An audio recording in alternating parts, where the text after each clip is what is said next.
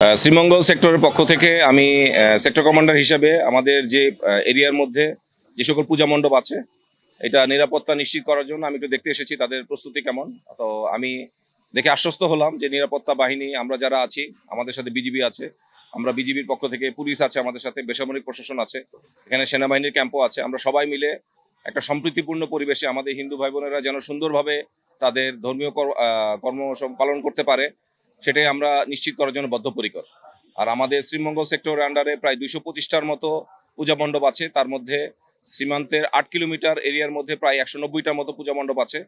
আমি ম্যাক্সিমাম জায়গায় খোঁজখবর নিয়েছি, অনেকগুলো আমি ভিজিটও করেছি পার্সোনালি। আমি নিজে আশ্বস্ত হয়েছি যে এবার সুন্দর একটা পরিবেশে তারা তাদের ধর্মকর্ম পালন করতে পারছে।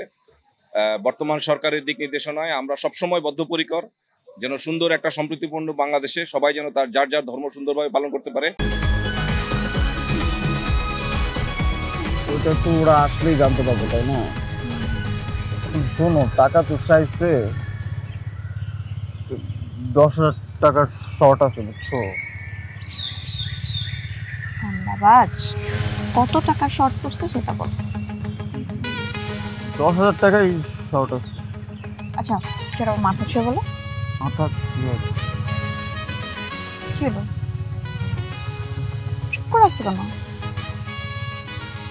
ভণ্ডামি, টাউটামি,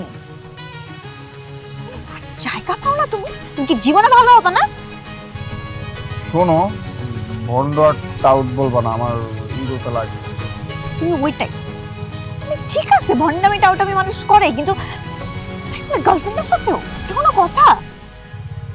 দেখো মিমি, আমি আগের থেকে অনেক লক্ষ্য হয়ে গেছি, ভালো হয়ে গেছি। পুরোপুরি হইতে পারি নাই, অর্ধেক ভালো তো 50% ভালো হয়ে গেছে। আগে যদি হইতো আমি তোমার থেকে 20,000 টাকা চাইতাম। চুপ।